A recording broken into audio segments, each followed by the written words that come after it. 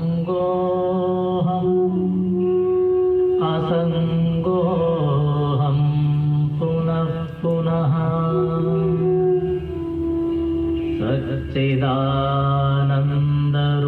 सच्चिदानन्दरूपोऽहम्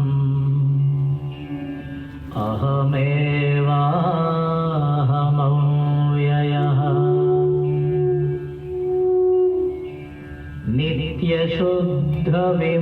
नित्यशुद्धविमुक्तोऽहम्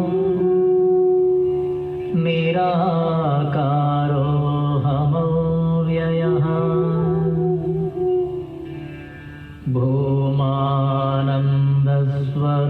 भूमानन्दस्वरूपोऽहम्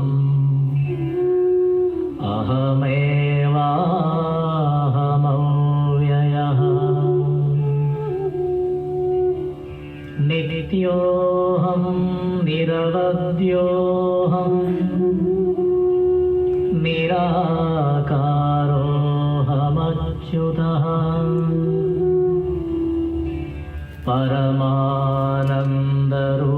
परमानन्दरूपोऽहम्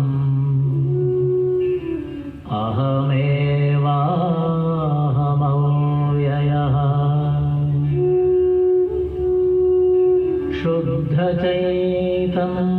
शुद्धचैतन्यरूपोऽहम् आत्मा रामोऽहमेव च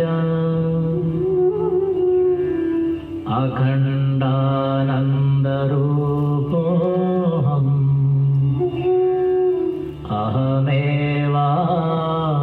अहमेवाहमव्ययः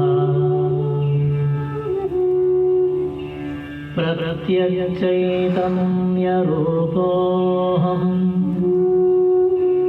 शान्तोऽहम् प्रकृतेः परः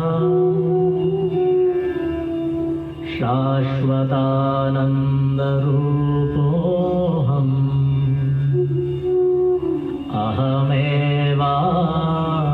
अहमेवाहमव्ययः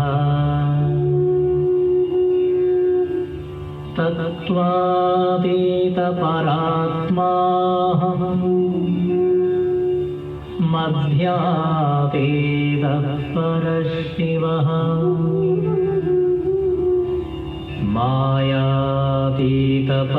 मायातीतपरञ्ज्योतिः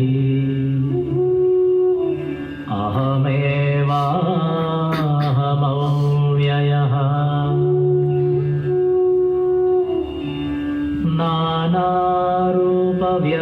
नानारूपव्यतीतोऽहम्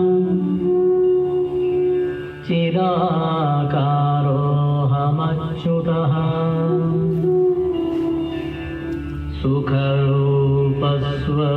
सुखरूपस्वरूपोऽहम्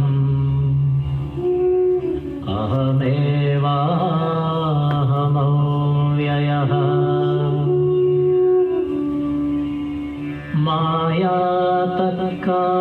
मायातत्कार्यदेहादि मम नास्त्येव सर्वदा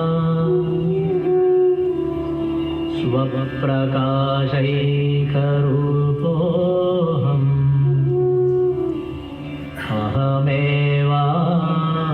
अहमेवाहमव्ययः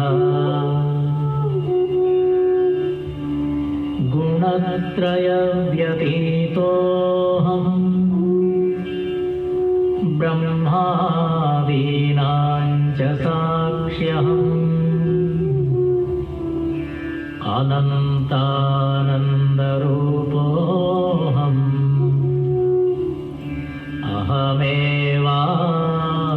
अहमेवाहमव्ययः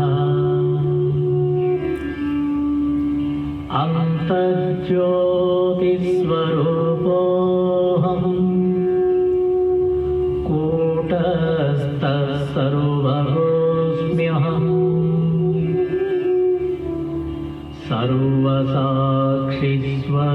सर्वसाक्षिस्वरूपोऽहम्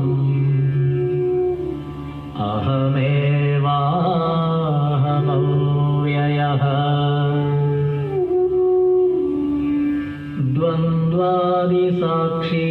द्वन्द्वादिसाक्षिरूपोऽहम् अचलोऽहम् सनातनः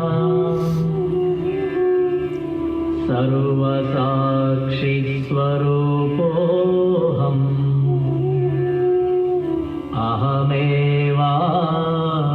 अहमेवाहमव्ययः प्रज्ञानघन एवाहम् विज्ञानघन एव च अकर्ताहम् अभोक्ताहम्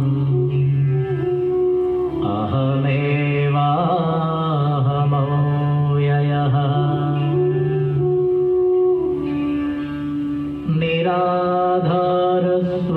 निराधारस्वरूपोऽहम् सर्वाधारोऽहमेव च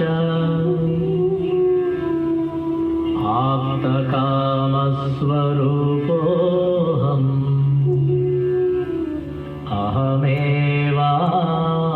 अहमेवाहमव्ययः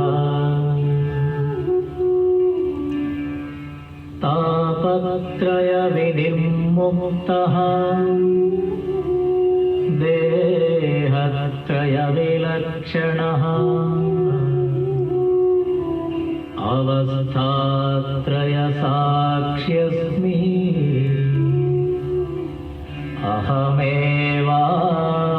अहमेवाहमव्ययः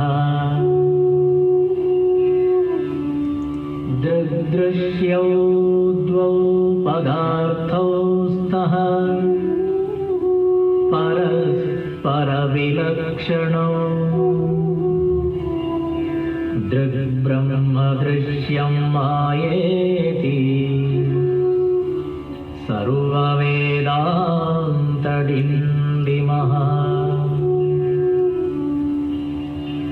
अहं साक्षीति यो विद्यात् विविच्यैवं पुनः पुनः स एव मुक्तः स विद्वान् इति वेदान्तडिण्डिमः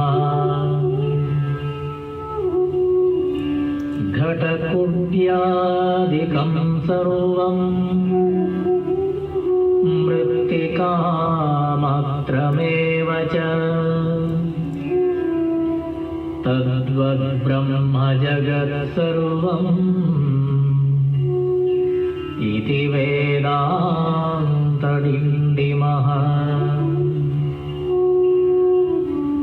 ब्रह्म सत्यं जगन्मिथ्या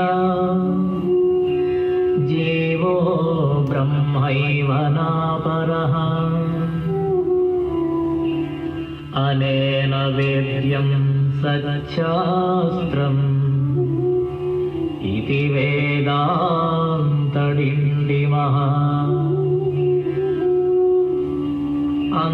अन्तर्ज्योति बहिर्ज्योतिः प्रत्यग्ज्योतिः परात्परः ज्योतिज्योति स्वयं ज्योतिः आत्मज्योतिशिवोऽस्म्यहम् ज्योतिज्योति स्वयं ज्योतिः आत्मज्योतिशिवोऽस्म्यहम्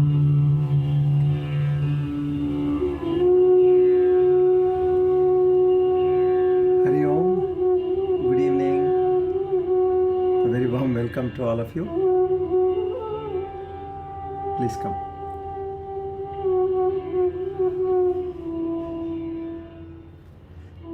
Let's invoke the power of praying together. Let's draw energy from the universe and uplift ourselves.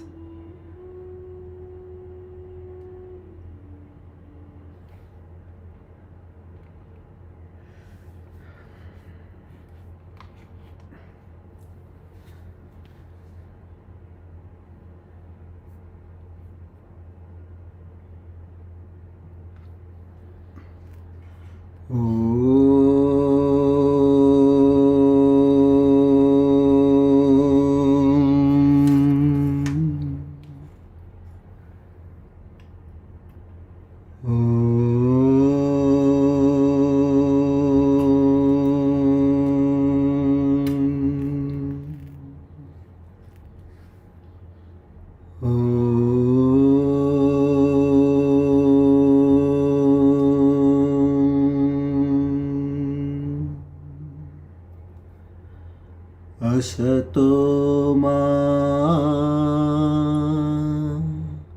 sadgamaya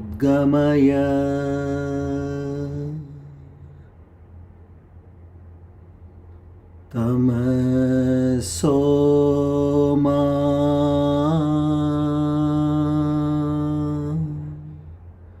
jyotirgamaya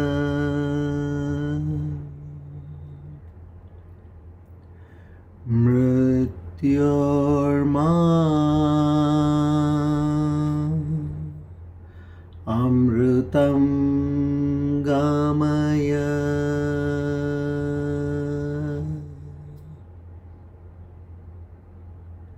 sahana vavatu sahano bhunaktu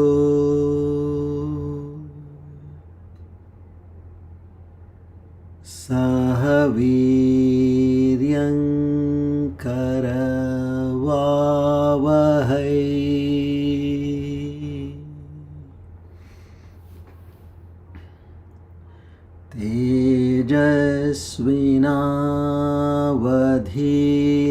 tejasvinavadhitamastu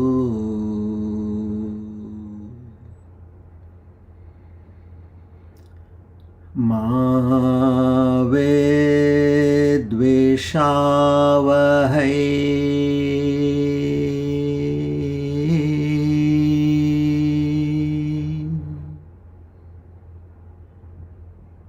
Om Shanti Shanti Shanti.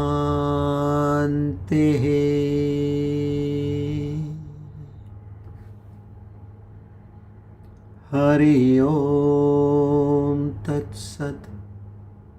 Shri Chinmaya Sadgurave Namaha.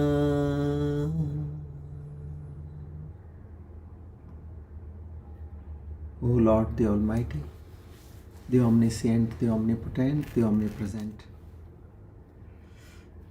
together with Shraddha, Bhakti and Prapatti, we offer our humblemost salutations to the Supreme Divinity, who also has the divine names Jayaha, Satyasandaha. We seek your grace, your love, your affection, your mercy, your benevolence, your strength, your forgiveness. O Lord, bless all of us with the divine qualities such as Shraddha, Bhakti, Jnana, Vairagya, Mumukshutvam, Prapatti, in a much more enhanced manner. This is only and only to understand thy true self in this very life and in this very heart.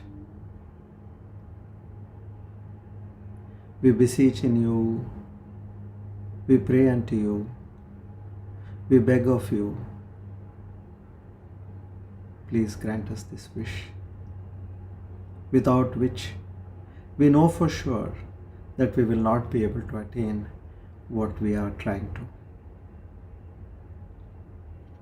We seek the grace of Ishvara, Shastra and the Guru Parampara.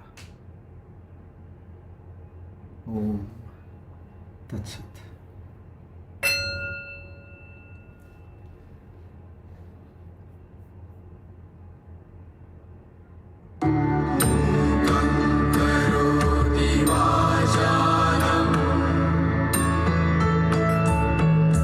Pangum langhayate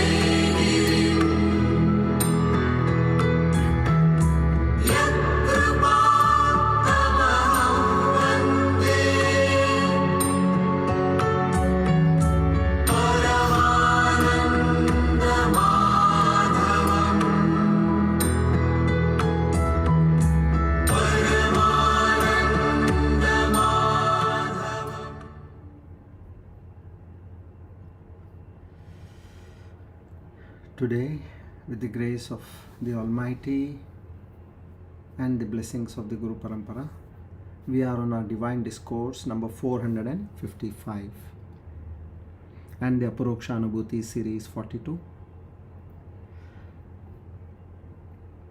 On the 16th of December 2025,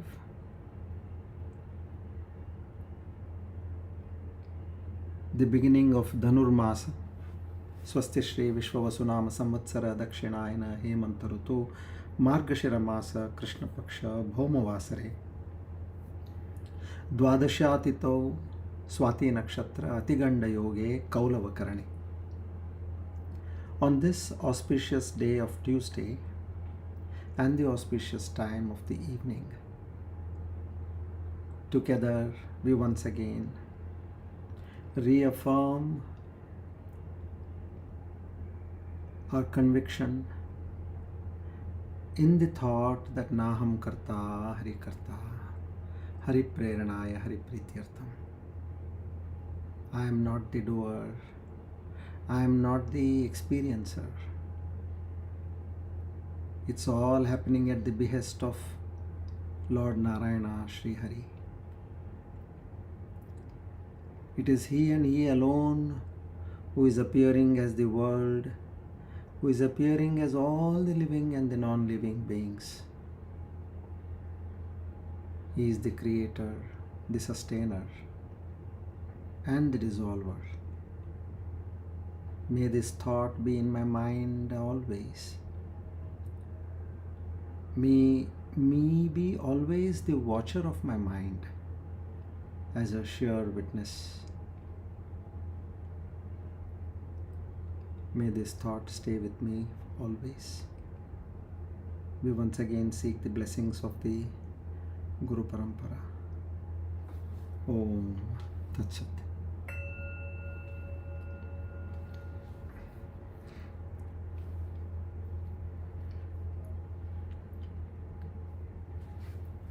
Good evening, everybody. A very warm welcome to all of you. In fact, today it was a little tragic. I think it has happened in this journey for the last almost close to 6 years for the first time. From the last 1 hour, there was a power failure in our building, on and off. I think about 2-3 times it went away, it came back again. See, this was something which has never happened, and there was no plan B for this. Like if there is a problem with the Wi-Fi, we have a plan B. There is another connection of another company. That's fine. We can make over. But what do you do when there is no power? I said, okay, theek hai. At the wish, Hari Preranaya, Hari Prityartham. That's it. And there we are. Let's see how it continues. And should it fail in between, then we watch for about 10 minutes at best. Okay, and if it comes back, we resume. Otherwise, then we'll have to move to the next Tuesday. Okay. Now we are at the techniques. So here, if you see carefully, these are primarily to endow us with the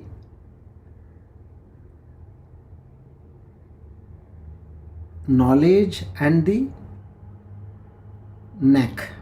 We need something which can take us to where we want to go. So that is what exactly is being spoken about over here.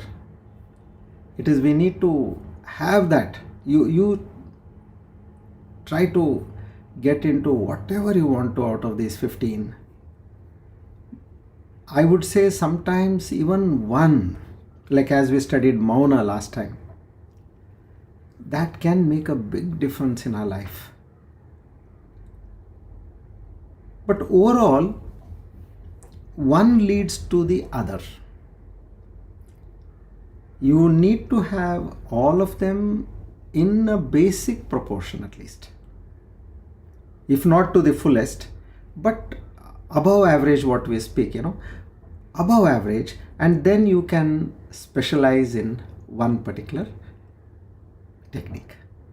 So just a recap: yama, whatever the moral restraints one has, the don'ts as we talk about, then the niyama, the imperatives, the do's, you must do this.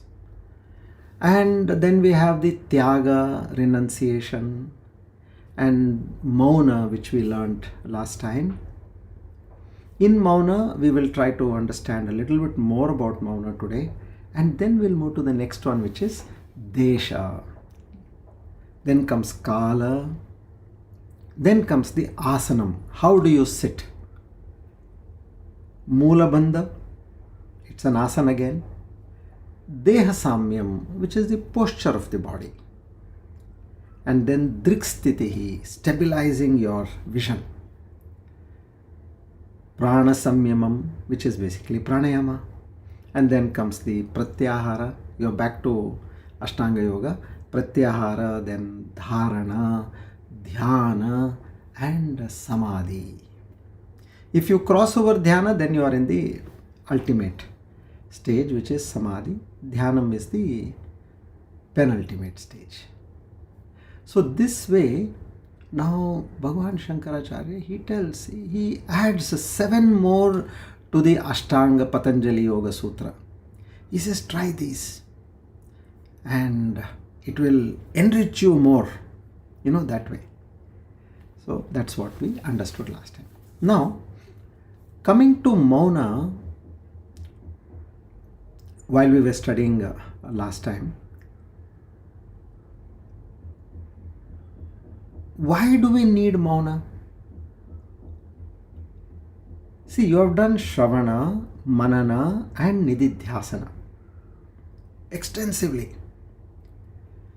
But at one point, a stage comes where unless until you stop your mind from asking, questioning, deliberating, contemplating, reasoning, all these, whatever a mind can do, unless and until you stop doing all that, you will not be able to experience that consciousness or that bliss.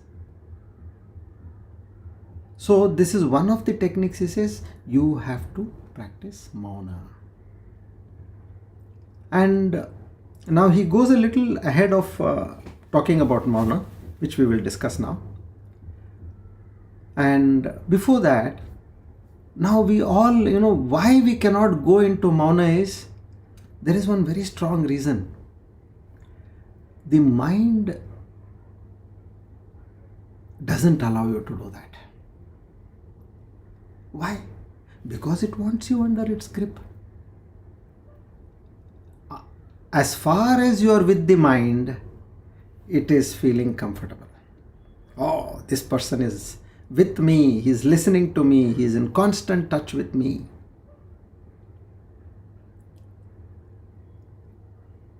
So there is one term in psychology, this is out of this context, but it gives you a reckoning. Narcissism, there is something known as narcissism. Now what is that narcissism? A person shows enormous love on the other person to such an extent that it is known as love bombing. Continuous bombing of love on that person. And what is the purpose? Now this person who's doing that love bombing on the other, he wants complete control of that person. And what he does or she does, after having control of the other person in that way, then he or she starts telling that this person is not right in your life. Get out of this person. And then this person also.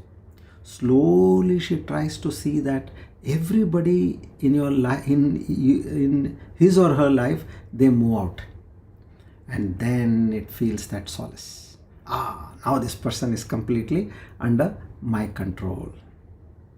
So that is what this narcissism is being done by the mind on us. Now what kind of thoughts we are getting?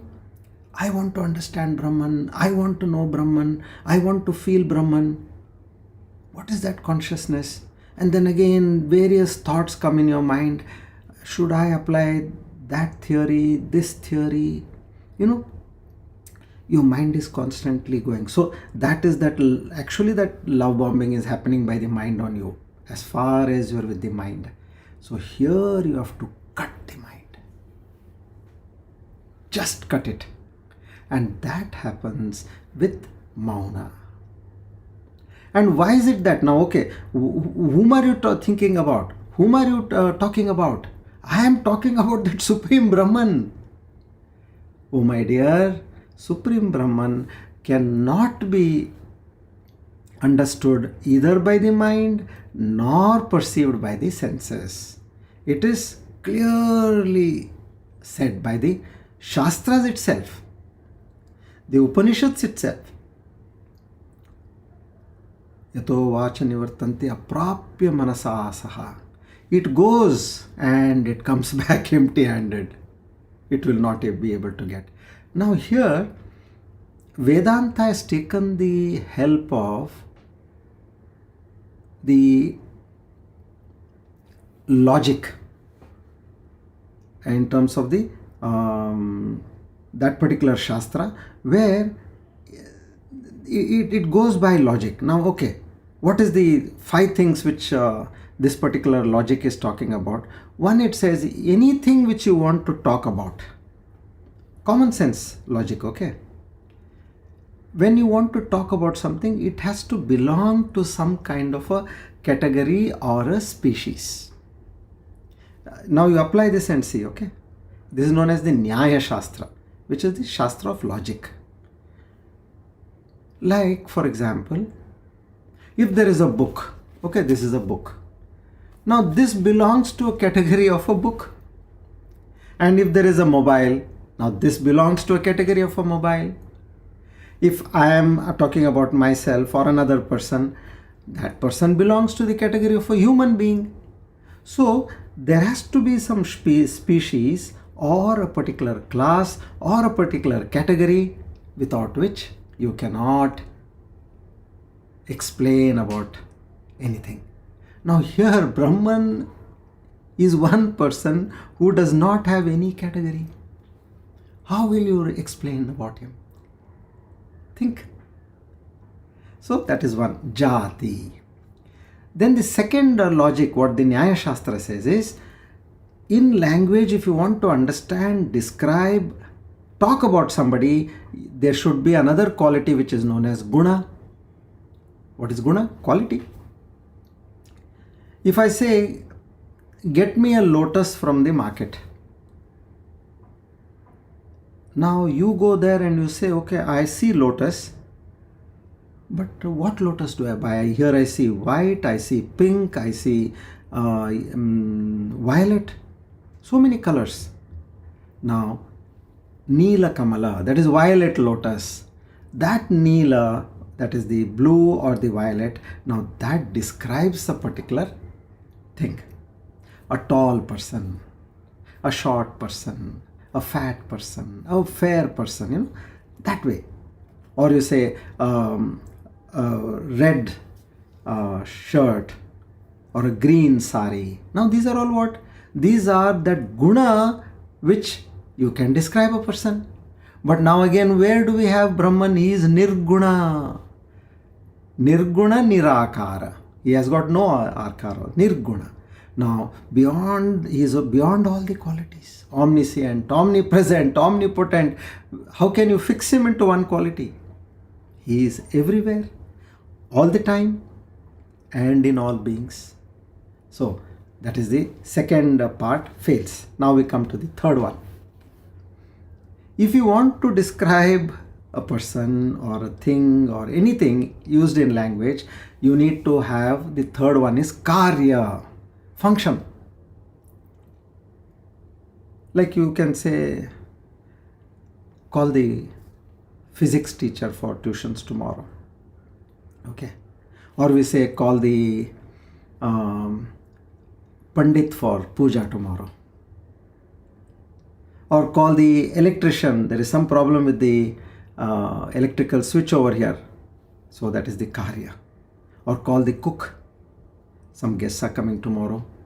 So now here, when you talk about karya, so that denotes, you can say, yes, this is a person based on the karya who is doing. But here, Brahman is nishkriyam, he doesn't do anything. Totally lazy, doesn't do anything. But without him, nothing happens. So this is the third logic which is used in language.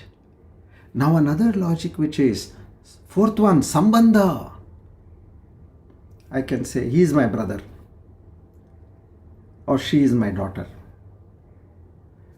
my husband, my teacher, my friend. See now, there is a sambandha. In that way you can relate to a person. You can establish by the virtue of relationship, you can describe a person. Who is he? He or she is my Guru.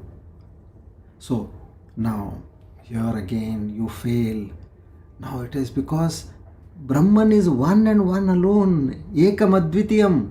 There is no second person. So with whom does he have a relation? He doesn't have a relation with anybody. Because he is one and one only. Okay, the fourth one is also gone. How can I relate to him? See, understand carefully. Because of these reasons, language fails to explain Brahman.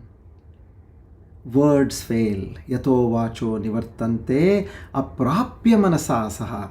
Words, you try to explain about it, but they come back. Unattaining anything. Okay, now the fifth one, Rudi. Rudi is by convention. Like for example, a child is born. Okay, now for a child, initially it is a child. The naming ceremony has not been done. And then on the naming ceremony day, they call him Tejeshwar. Now the moment the word Tejeshwar comes out, you are able to connect to that child. This is Tejeshwar. Isn't it? Till then, you can't describe him by name. So here for Brahman is again, what is happening is, if you are able to point out to a person, then only you can call him by name, right? Now whom are you going to point out? So this Rudi also fails over here. Yeah, so this person, this thing, or this place, whatever it is, when you are not able to put a finger on it, just like as you do to a person, object, or a place, DESHA Kala Vastu, you are not able to do on Brahman. So in all these manners, you see that the language fails over here. Jati, Guna, then Karya, Sambandha, and Rudi. So at some point, now it is like we have put in all our efforts, understood so much by hearing, contemplating, and meditating on what we have contemplated, by negating all the doubts we have contemplated, and we have formed our neural pathways. Now you should stop. This is for those who have already gone to the stage of Nididhyasana. If somebody is still in the contemplating stage, please don't stop. If somebody is still in the Shravana stage, the first one, do Shravana. I'm talking for the ones, because we are a mix of all the three categories who are doing Shravana, Manana, and Nididhyasana. So you have to do your own assessment. If you have any problem, I'm there to help you as to what to focus and to how much to focus, depending on after I talk to you and understand more about your sadhana and where you stand and all that. We can do that. But for those who have reached, because now I see the ones who have reached a particular stage are getting trapped. So no, we are not able to understand. What is this? Where do I stop? Where exactly is this consciousness?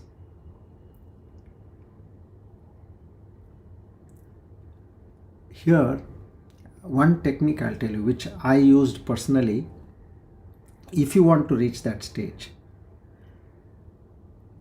I was moved by two aspects which I learnt. Na idam chaitanyam.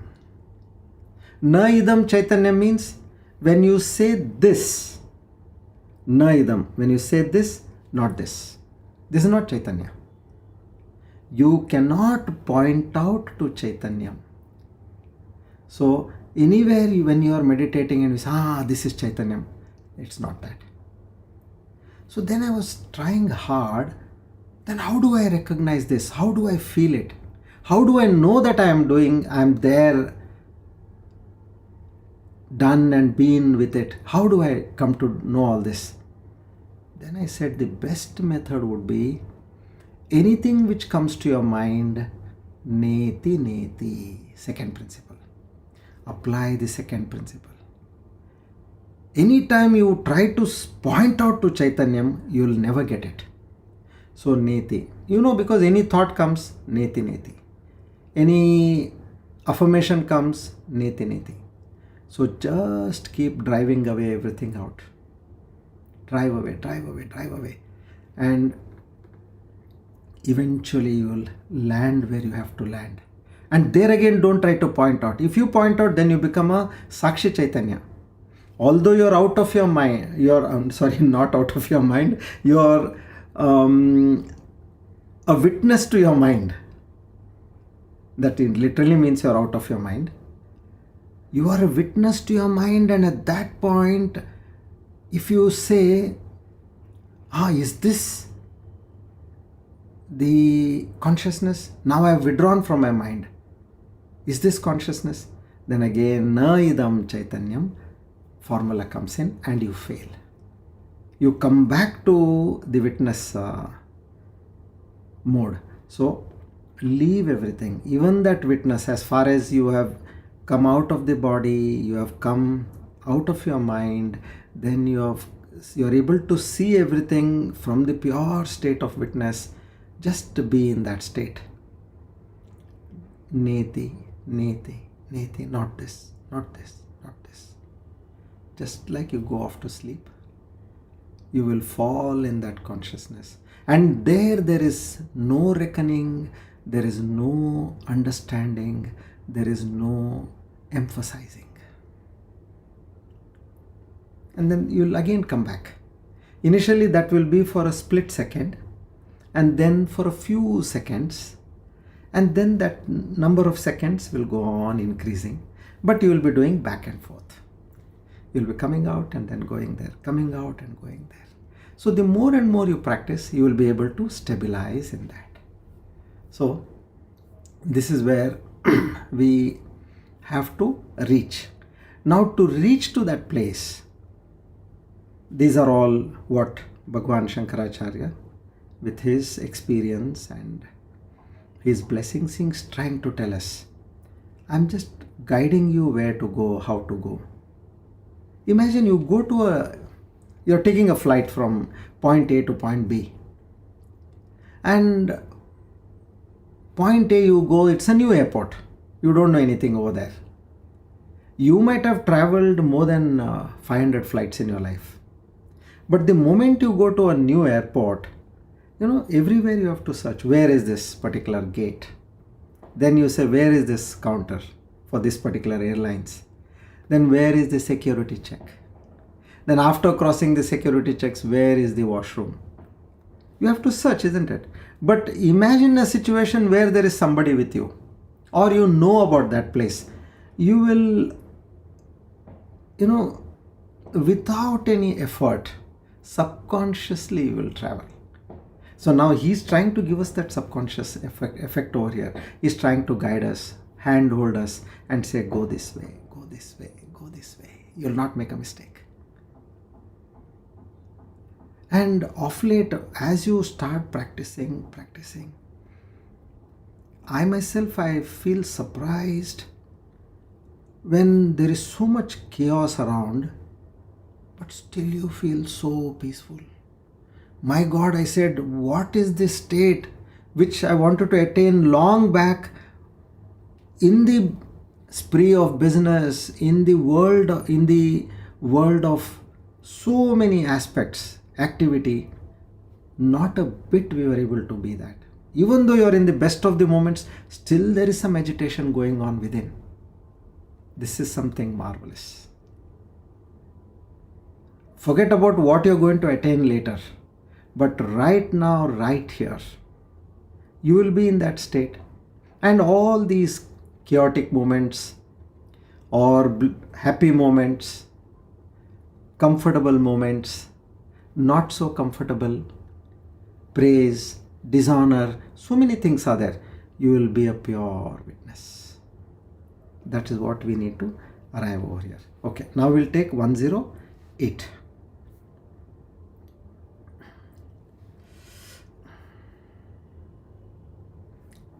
This is the continuation of 107. Now 108 and 109 are actually together. Okay, we study them together.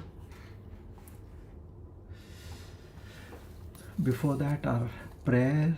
Shri Harim Paramanandam Upadeshtaramishwaram Vyapakam Sarvalokana Karanam Tam Namamyaham.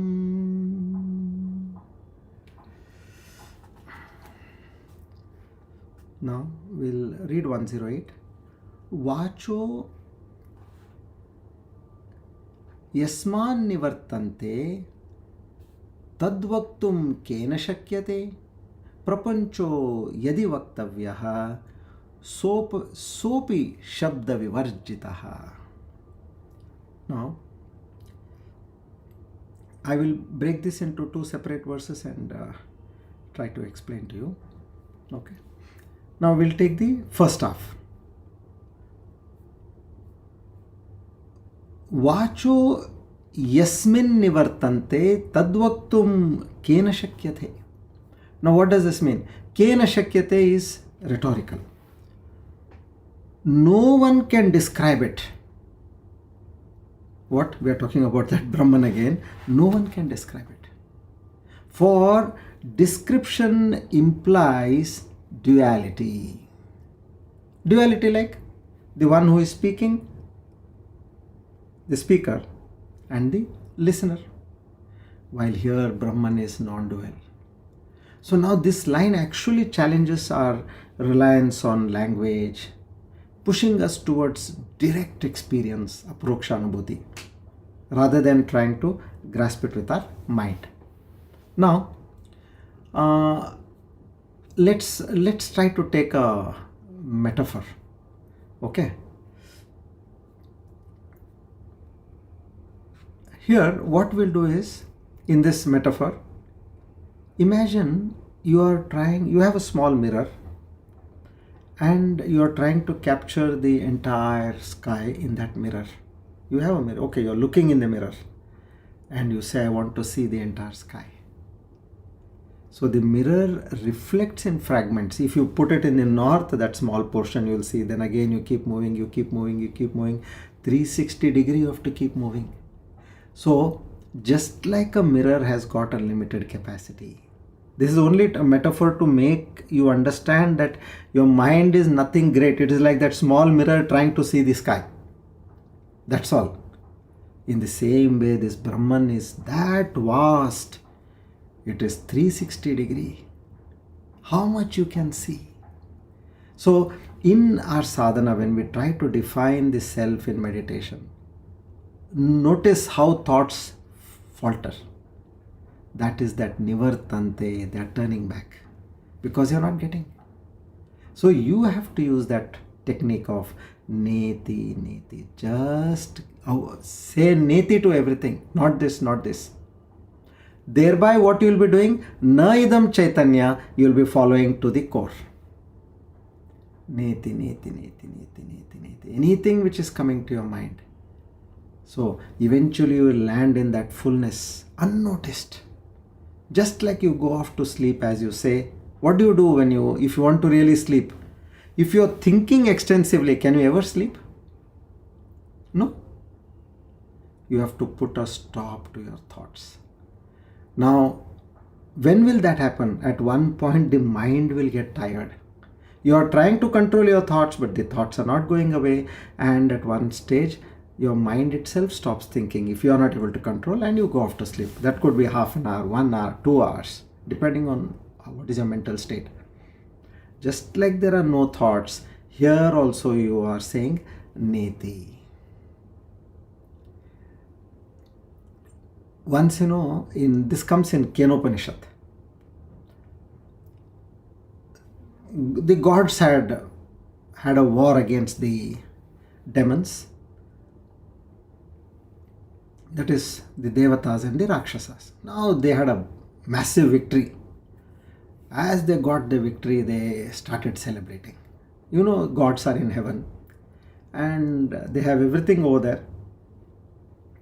Gala arrangements, celebration happening. And there, one Yaksha is not the Devata nor the Rakshasa, Yaksha from a different world. Now he comes in a very mysterious form, he comes, which these Devatas are also not able to comprehend, understand also.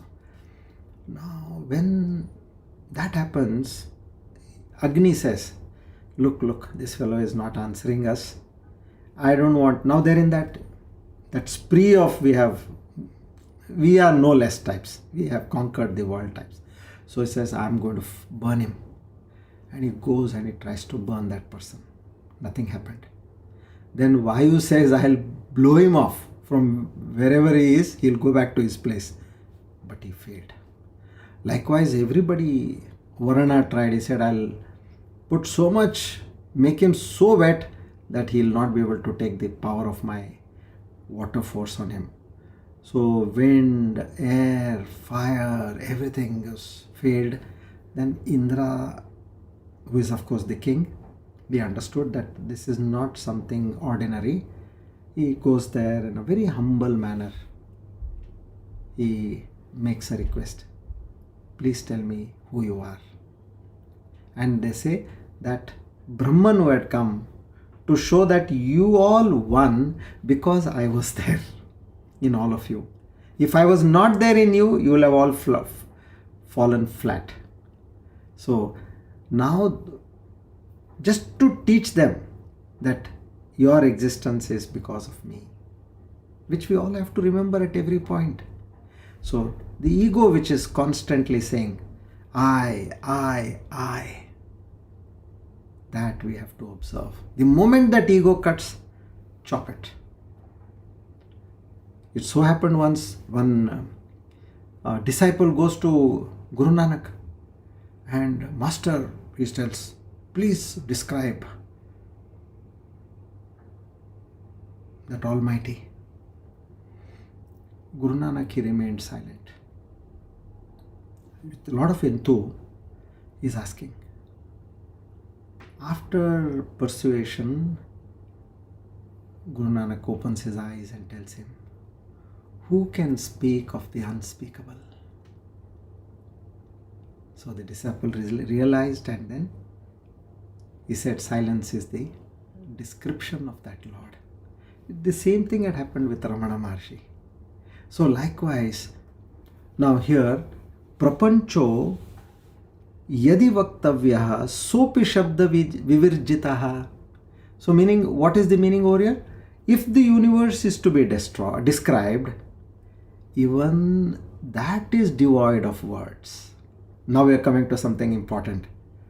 Just now, till now you were saying Brahman cannot be described.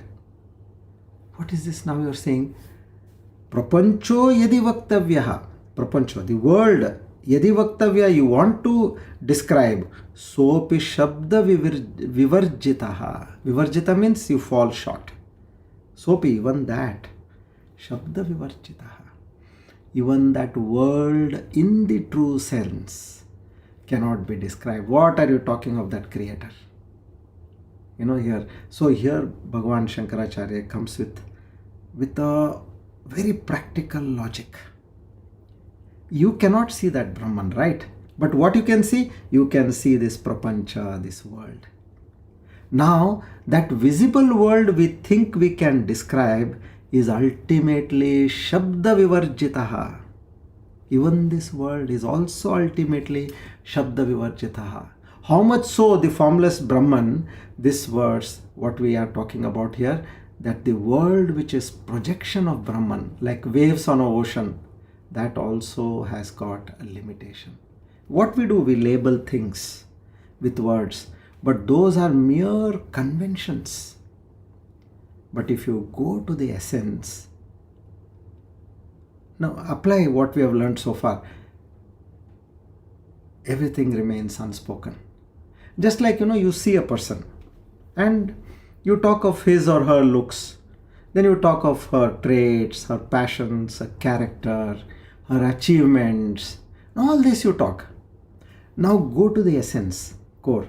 Now what we are trying to understand over here, you are only at the gross level, superficial level, and you think you have understood everything. Now go to the core. As you go to the core, you will come to the stage of an atom. Then again you have the electron, you have the proton, the neutron, and then behind all that which is constantly in motion, you see that there is something which is called as a God particle.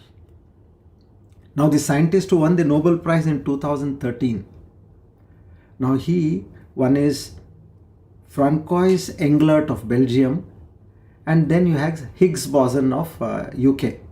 Now what they did was, they said that we are not able to understand this, and they got fed up. They said goddamn particle. It's not actually God particle, they said goddamn particle. But now Peter Higgs, who was leading the team, he passed away in 2024, just last year at the age of 94. He humbly denied the term God particle. He said, even there I said goddamn particle, that is God particle. He said, even in something in science, if I have to use God, it will match to no significance. So this he humbly at the age of 94, he says, we cannot use even that kind of a name. And if you talk more about this, they say 3 great discoveries in physics and in science of the 20th century. One is the Einstein's theory of relativity. Second is the Heisenberg's principle of uncertainty. And then the third is the Kurt Gödel's theory of incompleteness. Look at the words: relativity, uncertainty, incompleteness. What is this? The definition of Maya. They are nothing but Maya. If you try to describe, these are the words you can use to describe Maya. And there was one more interesting thing which we came to know. John Barrow, the book name is written by John Barrow, Impossibility. Now he says, in our search for scientific knowledge, we have reached a point where where have we reached? A point where we are stuck. And not only stuck, we are facing a deep puzzle. Being right in the center of our science, invention and research. So he says, when we study physics, chemistry, biology, mathematics, algebra, whatever it is we study deeply, we always run into these confusing contradictions. See, these people have thought at that level, they are talking. Now hear what Bhagavan Shankaracharya says, even at the deepest level, you are not able to explain the world also. Forget about Brahman. So these people are saying, when we go deeper and deeper and deeper. Now this actually reminds us of the Vedantic teaching, and that the world of matter has its limits, urging us to look beyond to the timeless truth of Brahman. Don't think that you are in the world, you know the world, you have understood everything. No. Then he also shares a quote from a biologist who says, as I try to discover what life really is, I examine the body, then the organs, the tissues, the cells, the tiny structures inside cells, and finally the organic molecules. And along this path, the essence of life slips away from my grasp. See what he is saying. I go into so much detail, then the essence of life, it slips away. So this exactly mirrors the Vedantic truth, where the more we chase the illusions of the material world, the more we realize the eternal self cannot be captured by the mind alone. It calls us to transcend to pure awareness. And how is that possible? MOUNA. See, we have to talk about the falsity and the illusory nature of the mind also, of the world also. Where are we stuck? We are stuck in the world by the mind. Both are illusionary. Once you get a hang, understand that what is this happening? On one side we have Brahman, on the other side we have this world. We thought that this world, this mind is all great going. Anyway, Brahman you cannot understand, leave it aside. But this is falsity. So just as in Advaita Vedanta, where we transcend the illusion of separatedness, where there is only one self, to realize that oneness, this discovery, it actually invites us to contemplate the underlying unity in this cosmos. So that Brahman is beyond everything, even the world. Whatever you can see, dissolve it into that, a theory.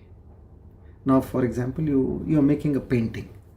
Okay, a beautiful picture painting on a canvas.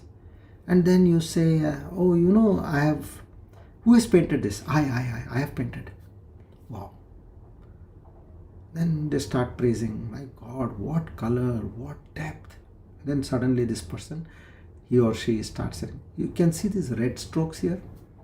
And then, here you can see the blue, you can see the green.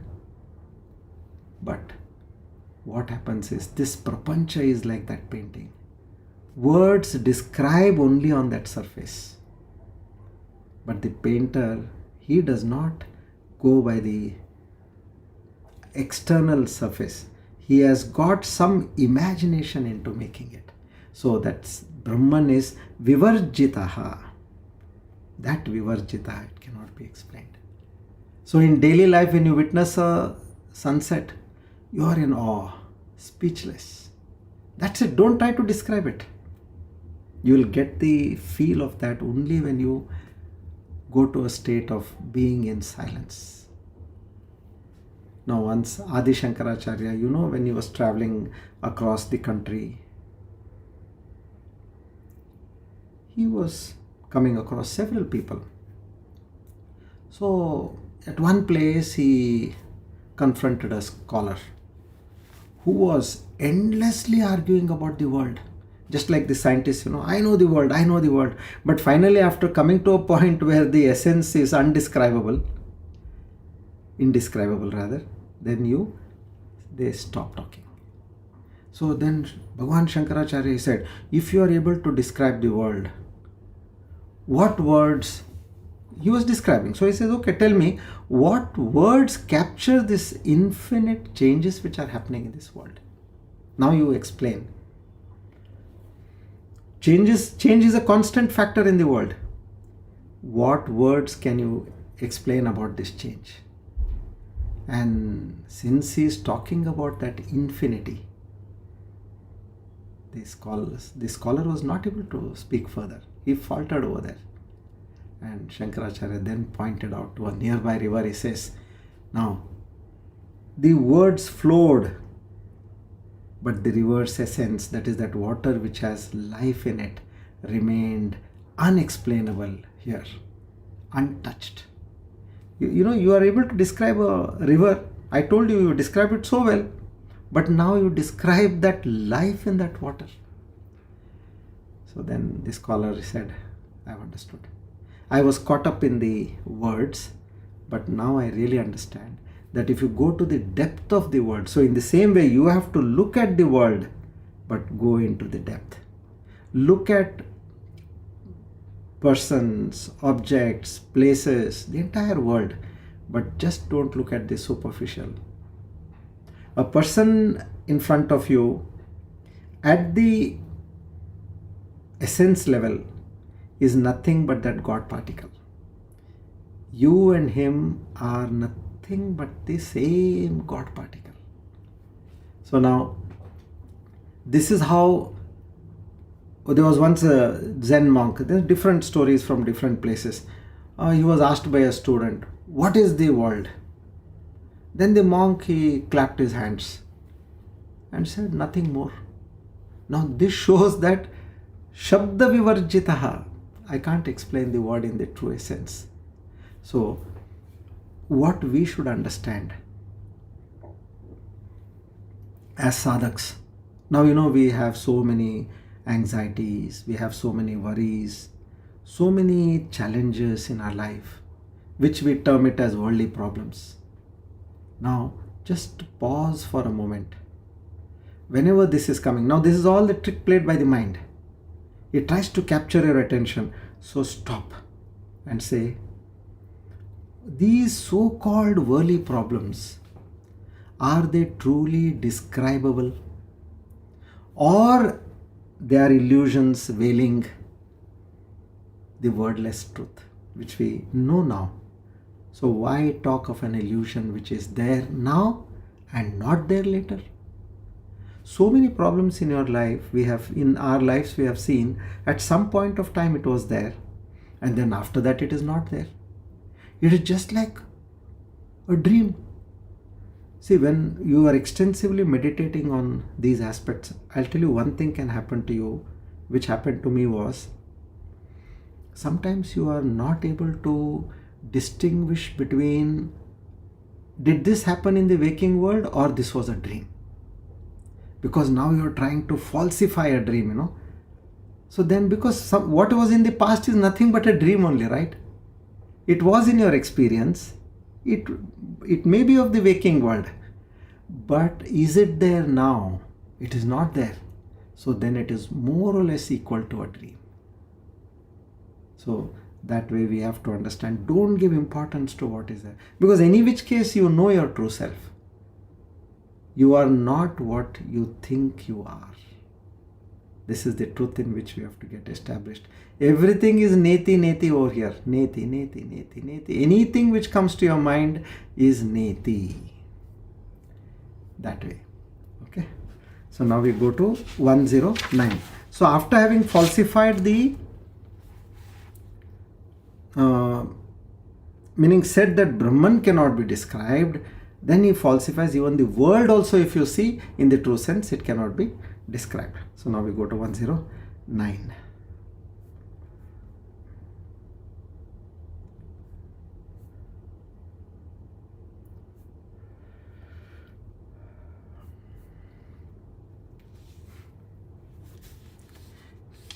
Iti va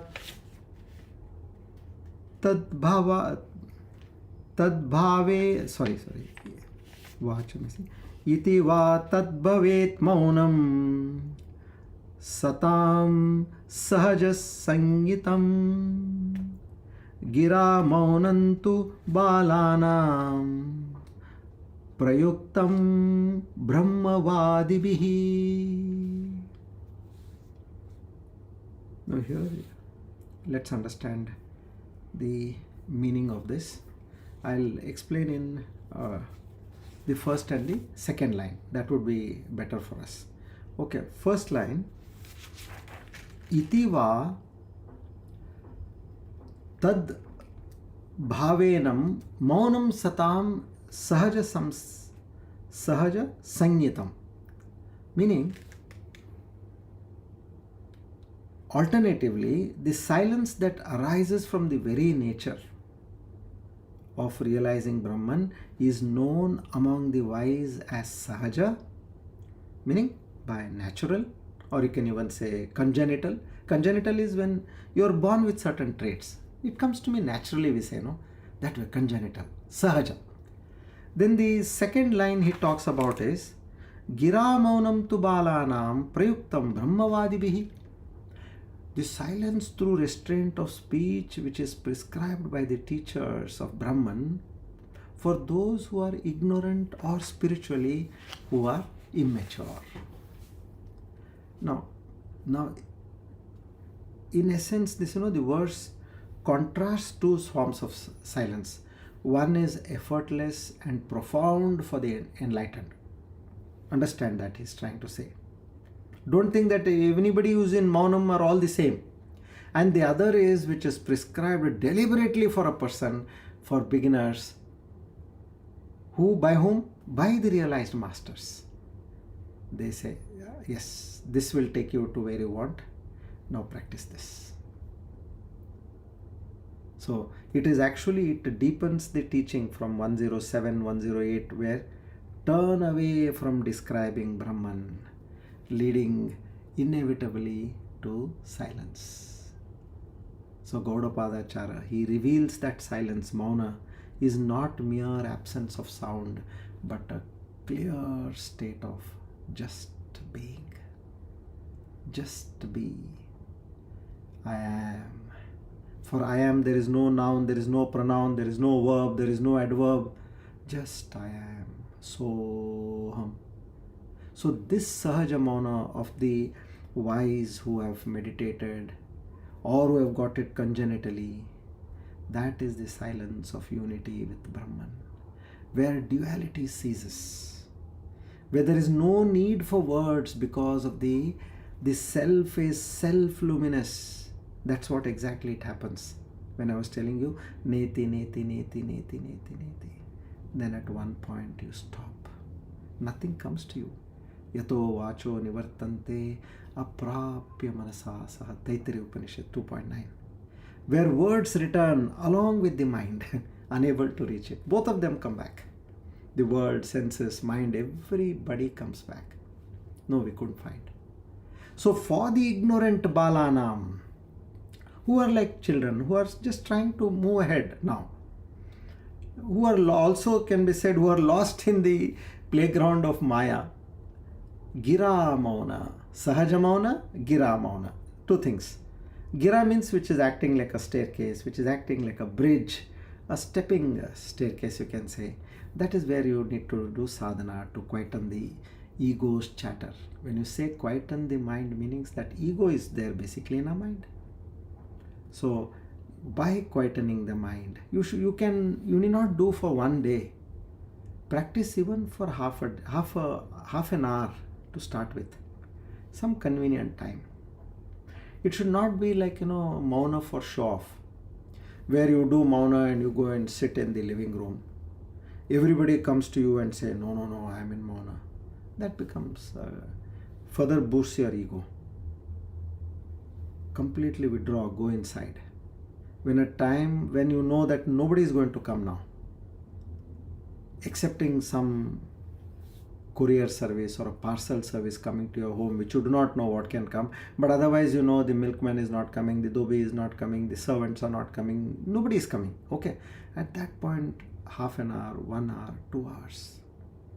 If somebody comes, okay, you have a play card, or you don't pick up your call, you don't open the door, nothing is going to happen. They will go back and then again they will come. So this we have to practice, because we have to make the ego quiet. So true Mauna is not for the tongue. What do you do? Mauna means I don't speak, right? Which means what? It is a rest for your tongue and your mouth. But here he says, no, my dear sadhak, my dear child, don't misunderstand this to be for your tongue, it is for your mind. And when you stop your mind, then you see that all the thoughts, they finally go and rest in that Brahman. Now this is a great sage, Dakshinamurti, we have heard. Lord Shiva as a sage who is always facing the south. That's why he is known as Dakshinamurti. Facing the south, he is giving this knowledge. And he has got 4 disciples. They're all sitting under a banyan tree. Now these disciples were completely ripe with wisdom. And Dakshinamurti did not speak a word. He sat in profound silence, that MOUNA. And that knowledge of Brahman was automatically getting transformed into their hearts. So this is that Sahaja Maunam, where those disciples now, they have done enough of Shravana, Manana, Nididhyasana, and they have come to that stage where he says, just sitting in front of you, that is enough for us to get that knowledge. Now what knowledge they are getting? They are getting the knowledge of that Supreme Brahman, which the way of transferring that knowledge in words is all over now. So now he's saying, okay, you just sit the way I'm sitting and let the aura and let the vibes do the job. Now, just in contrast to this, like one young student, he goes to his teacher and he says, no, teach me this, teach me that. How do I understand this Brahman? How do I reach that stage? I have done so much of study and all that he's trying to say. Then the teacher tells him, okay, you want to really understand Brahman? You have done all your sadhana? Yes, I have done 20 years, I have done this. And then 10 years I have studied the Upanishads, Vedas, Bhagavad Gita, Prasthanatraya, all that. Then the Guru tells him, okay, now you go and practice MOUNA for 1 year and come back. The boy did, because he wanted to gain that knowledge. Now he was ready for that deeper teachings. So that Gira MOUNA, where he was dazzling with Intu, now this is for a person who is of that nature, Balanam. Gira MOUNA is for a Balanam. Just like a mother would hold a child's hand and help it walk in the initial stages. So one should be, now see, for example, we are doing Sukshma Vyayam. When we are doing Sukshma Vyayam, we have now clearly made up our mind that in semi-closed manner, semi-close your eyes, and in that state of meditation, you do in that MOUNA, you are doing your Vyayam. So where there is not only affirmations happening, gratitude paying, silence, and being in that awareness. So many things are happening. So if you have that mindset, then automatically you will see that many good things will keep coming to you. So in this way, if you say Sahaja Mauna, it is for that wise people. Although there are waves on the surface, constant movement of the ocean, but go deep. The moment you dive into the depth of the ocean, there is absolute calmness. People who have done scuba diving will understand that depth is something which one should experience. And you need to go about 100 feet below. That's all. Not a kilometer or something. Just 100 feet below. Even 50 feet below also is good enough. You will see that so much of silence over there. And that is that natural state of the ocean. But look at a Gira Mauna, that person who is still trying to master this, that is like, it's like a turbulent river. Now there the Guru comes and he puts a wall, like a dam, and he collects all the water. And then he says, now I leave you in a regulated manner to go and reach the ocean one day. So one can practice this simple way, like when you are having your meal or you are taking a walk. Don't look out for somebody who can, people are not comfortable walking alone. They will look for somebody and they will try to latch on to that person and blabber. There is, if you sincerely look at what you're talking, I think 10% of your talk will do the work. Rest is all excessive. First cut down all that. Gira Mona, Bala Nam. To such a person, if you feel that, then withdraw. So many people, you have to talk. Why you need to talk? It was just by habit I was talking all along. Stop. Now there is no need. Now many I have told that, after 6:30 I don't talk in the evening. So nobody calls. And during the day also, now most of the time you don't respond, then nobody calls. Anybody who is wanting to talk about spirituality or some issue they have in their life where they want to come out of it, those are meaningful talks. Now you talk about I went for a holiday there, or I went for a pilgrimage here, or I did this, I did that. Who wants to listen to this crap?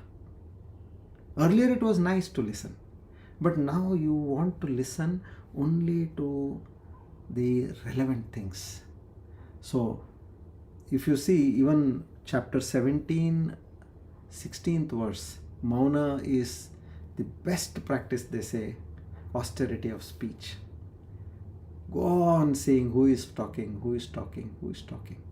And then you come back to silence. Okay, we'll take 110 next class. Shri Krishna Arpanamastu. Idam Namama. Om Tat Sat.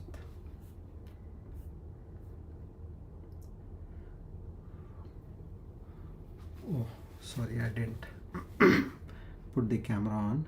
Okay. Anyway.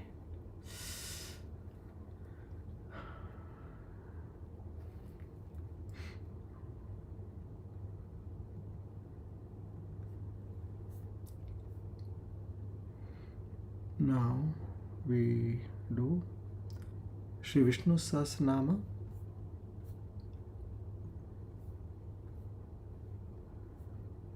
Verse number 54, 509 and 510.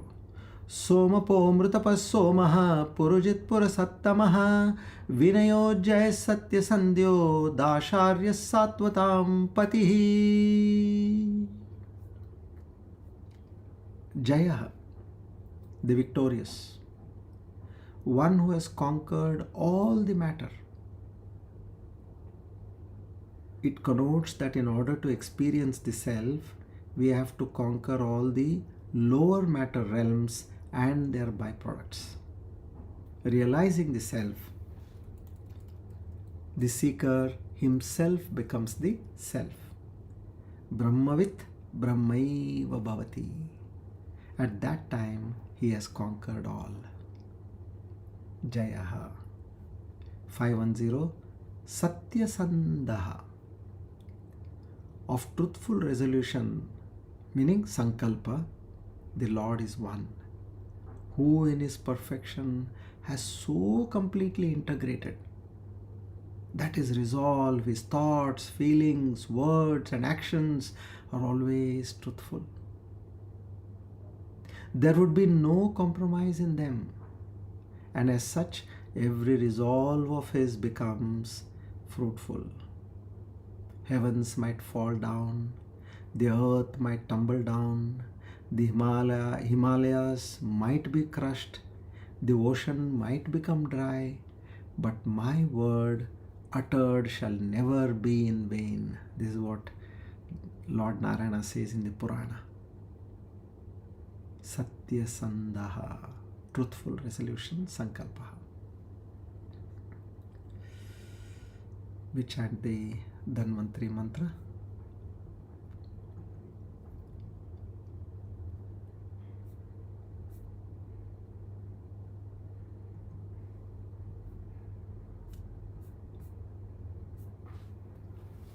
Om Namo Bhagavate Mahasudarshanaaya Vasudevaya Dhanvantaraye Amrutagalashastaya Sarvabhaya Vinashaya Sarvaroga Nivaranaya Trailokyapataye Trailokyanidhaye Shri Mahavishnu Swarupa Shri Dhanvantari Swarupa Shri Aushadha Chakra Narayanaaya Swaha. Om Namo Bhagavate Mahasudarshanaya Vasudevaya Dhanvantaraye Amrutagalashastaya Sarvabhaya Vinashaya Sarvaroga Nivaranaya Trailokyapataye Trailokyanidaya Shri Mahavishnu Swarupa Shri Dhanvantari Swarupa Shri Shri Shri Aushada Chakra Narayanaya Swaha. Om Namo Bhagavate Mahasudarshanaya Vasudevaya Dhanvantaraye Amrutagalashastaya Sarvabhaya Vinashaya Sarvaroga Nivaranaya Trailokyapataye Trailokyanidaya Shri Mahavishnu Swarupa Shri Dhanvantari Swarupa Shri Shri Shri Aushada Chakra Narayanaya Swaha.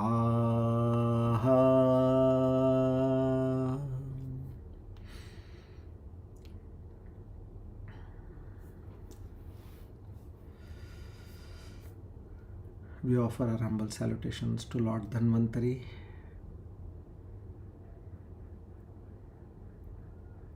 to give us the right amount of health till the time we achieve the supreme truth. We pray that the Lord supports us with the mind and body adequately. Om Tat Sat. Okay, now come, let's do the witness and the pure awareness. Aparoksha Anubhuti Sadhana Dhyana. Now understand now, as you are using these techniques, you will be able to see that you are able to grasp what is coming in this meditation process. How this conversation is happening between a guru and a shishya. The student is asking questions, and how I could progress and come to a state where I realize that pure Brahman right here, right now, and within. Okay.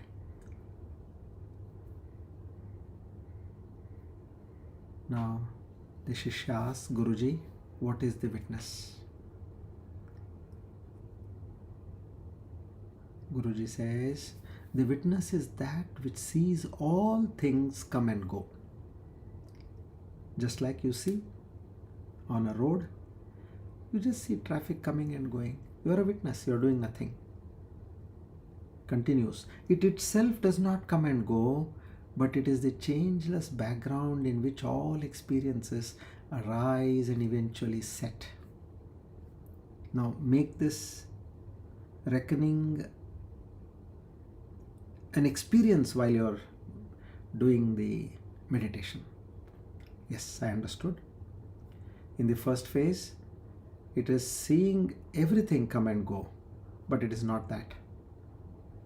And then it is that changeless background in which all experiences arise and eventually set. Now, adding to it, the witness is not a person. It is that light, that energy in which everything is seen. It is that Chetana Shakti, the reflected consciousness, in which everything is experienced as a jiva. What is a jiva? Body, mind, senses conglomerate, lit up with the reflected consciousness,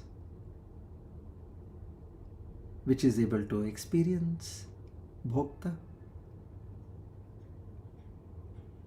suffer, enjoyer. All that is this jiva. So now you are a witness. Is the witness the same, Guruji, as the self? The witness is a reflection of the self in the mind. It is just a reflection. It is not the same. No doubt it is a step towards realization, but not the ultimate step. And then Guruji adds, the self is beyond the witness. So now you understood the difference? The witness is one who is seeing everything. The witness is that which is reflected consciousness, which is apart from the self. So we have put one step. Now we have to put this step the other side, so then only you will be able to get into the state of consciousness.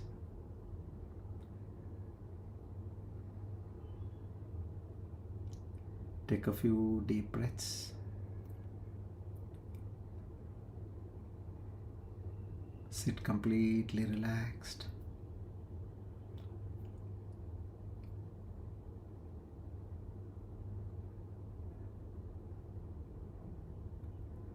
Inhale and exhale as deep as you can.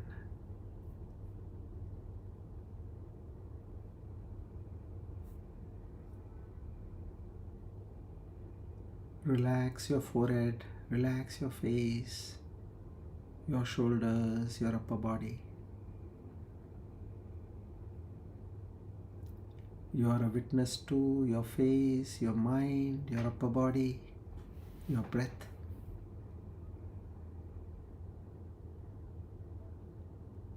Practice this for some time.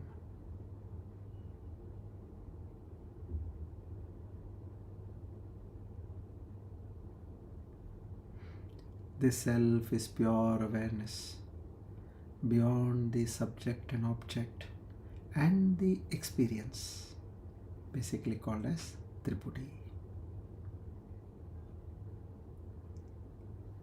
Can the witness observe itself?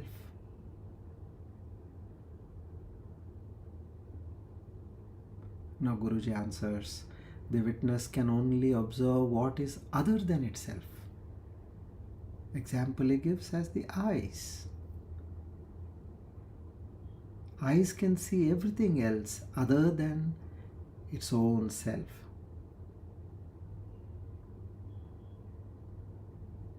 To know the witness as your true self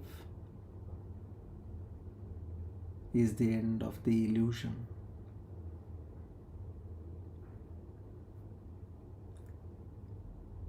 That is the first stage, coming out of the illusion. Guruji, then how do I become the witness?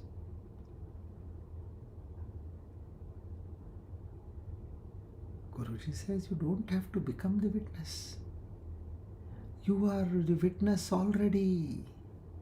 You're sitting in the wrong place, that's all. You're sitting in the mind.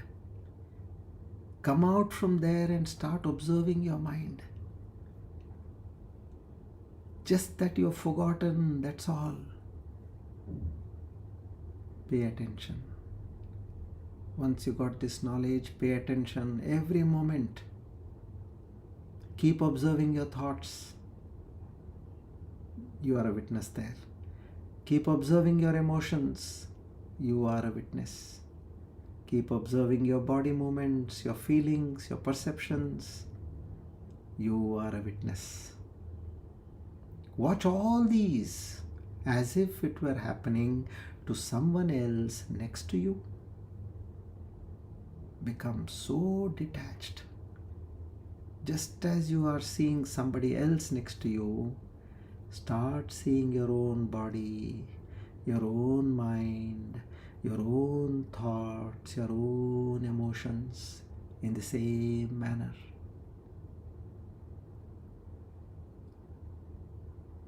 This is all a matter of practice. Only the rare few ones get this knowledge and are pushed to practice this.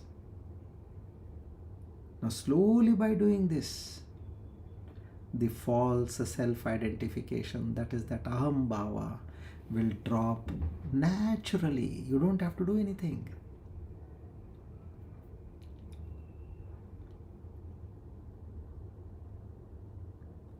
Guruji, tell me what is the benefit of witnessing? The moment you become the witness, you break the spell of this wrong, false, illusory, ignorant identification of your self.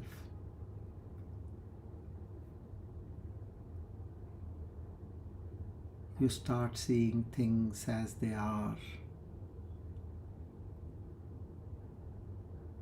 Transient and superficial. Everything is subject to change. You start observing the change. You're not concerned about the change, about the superficial nature of the life and world around you. You are a sheer witness. Practice this.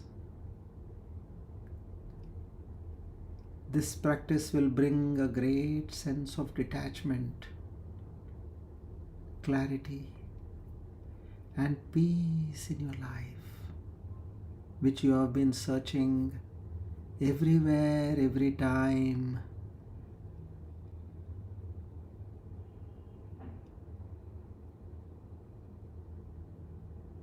And you never got it.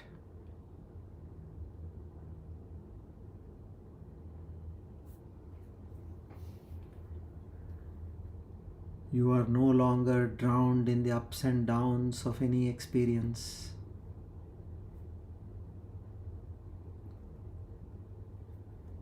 Okay, Guruji, is awareness, that consciousness, Chaitanya, all that, is it beyond the witness? Yes, you got it. The witness is still a form of consciousness, which we call it as reflected consciousness. This reflected consciousness is dualistic in nature because it sees the mind and it is other than the mind. It is dependent on the mind called that reflected consciousness, this witness.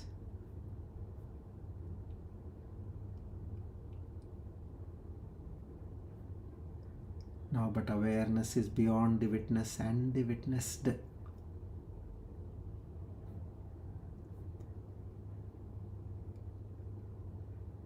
Guruji continues, know that this awareness is beyond both the witness and the witnessed. This awareness is pure, timeless, and spaceless. That is what you truly are.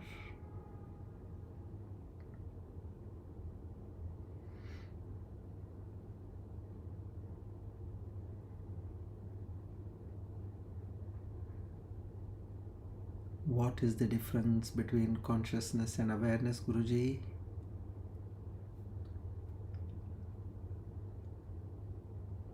Consciousness is always conscious of something. It is still partial and subject to change. But awareness is total, changeless, silent, and ever still.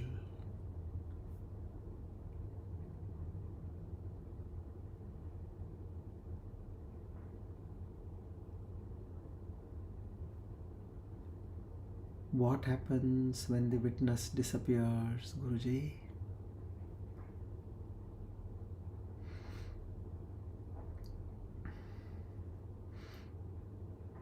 Before reaching awareness, you have consciousness. Then there is only awareness, pure and silent.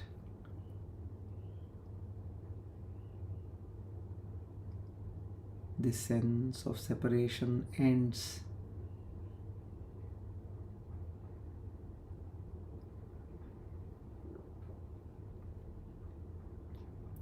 No one remains to say, I am aware. The entire triputty is dissolved.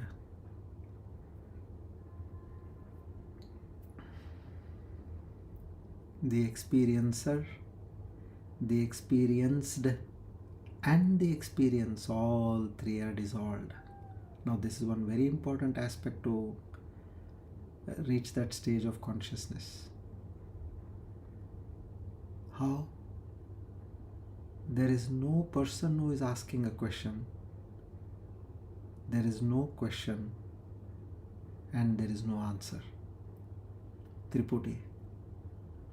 There is just awareness where you are not pointing out that awareness. If you point out that awareness, then you become a witness. From the mind, go to the state of witness and then dissolve the witness into awareness. There is just awareness. This is the self, true self. This is that ultimate reality, that supreme truth. Oh, is it? Guruji, can this awareness be described? Please describe. I want to know, I want to make sure what it is. Answer is no. It can be known only by becoming it.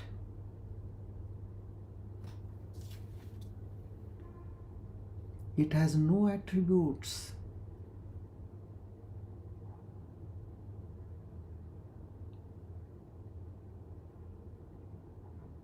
You cannot see it, but without it, nothing can be seen or experienced.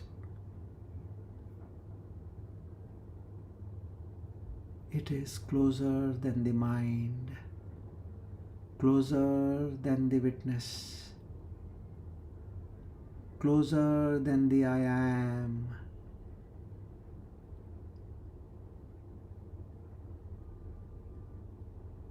That is your true nature.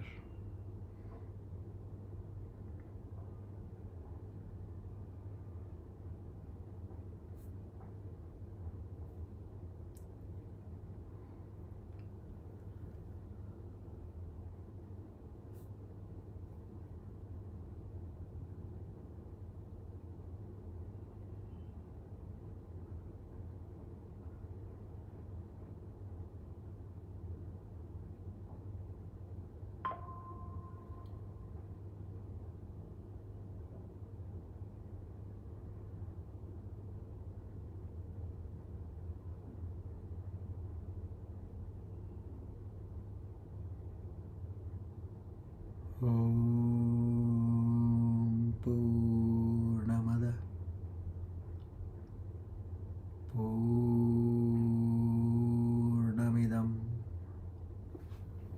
Purnat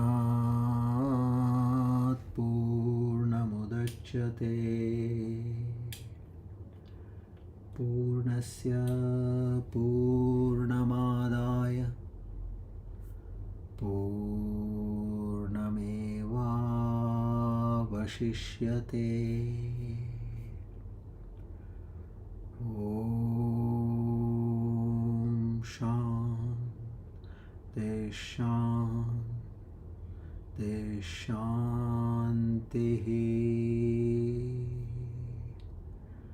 Hari Om Tat Sat. Shri Chinmaya Sadgurave Namaha.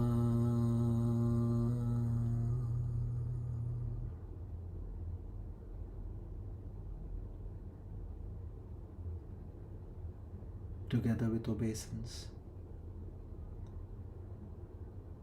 we offer our humble salutations at the lotus feet of the Almighty. We offer today's Jnana Yajna at thy lotus feet. We seek your grace, mercy, blessings. Naham karta, Hari karta, Hari preranaya, Hari prityartam. Shri Krishna Arpanamastu idam namama. Om Tat Sat.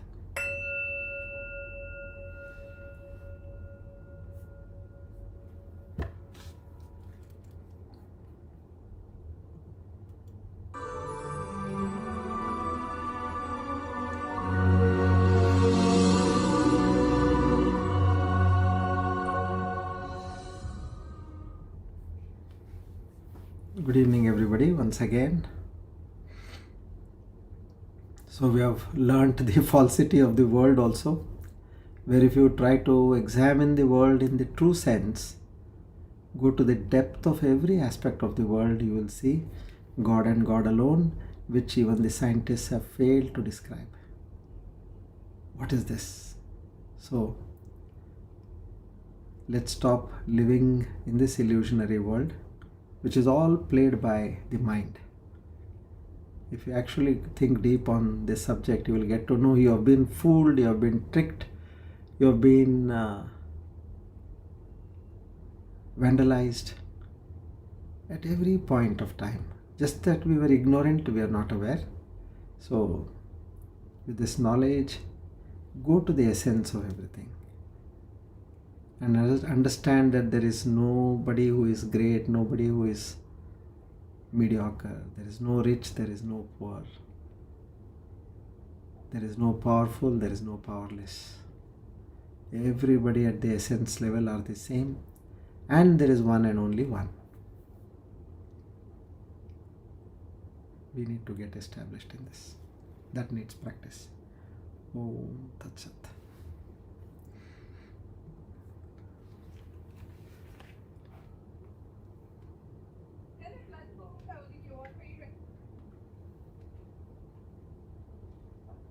जो होता है अच्छा के लिए ही होता है।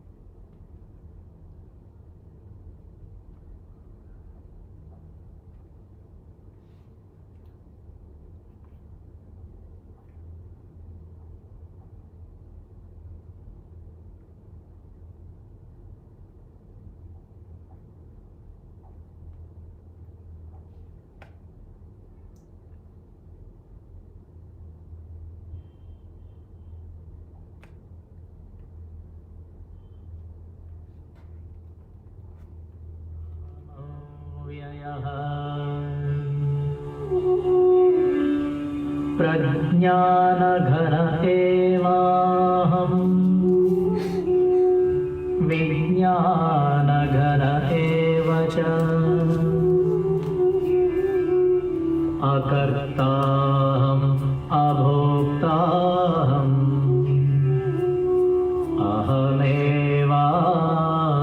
अहमेवाहमव्ययः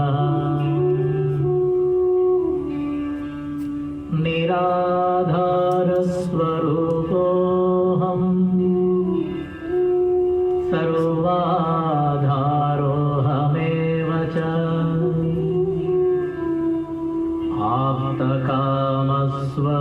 आप्तकामस्वरूपोऽहम्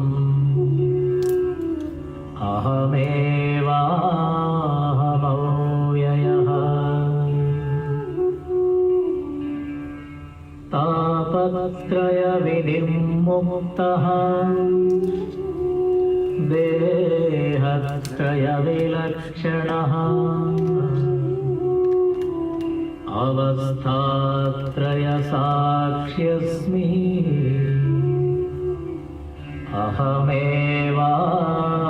अहमेवाहमव्ययः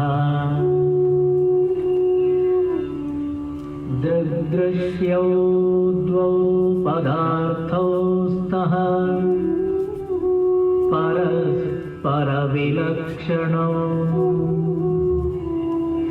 दृग्ब्रह्मदृश्यं मायेति सर्ववेदान्तडिण्डिमः अहं साक्षीति यो विद्यात् विविच्यैवं पुनः पुनः स एव मुक्तः स विद्वान् इति वेदान्तडिण्डिमः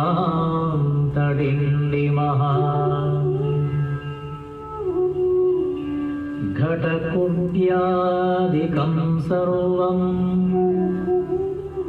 मृत्तिकामात्रमेव च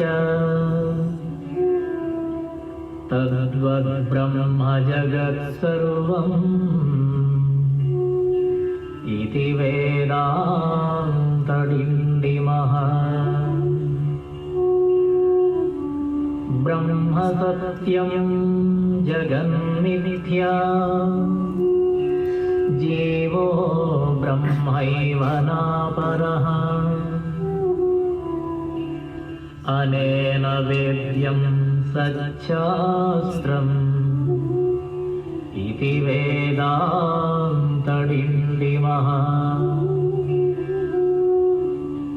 अन्तर्ज्योति बहिर्ज्योतिः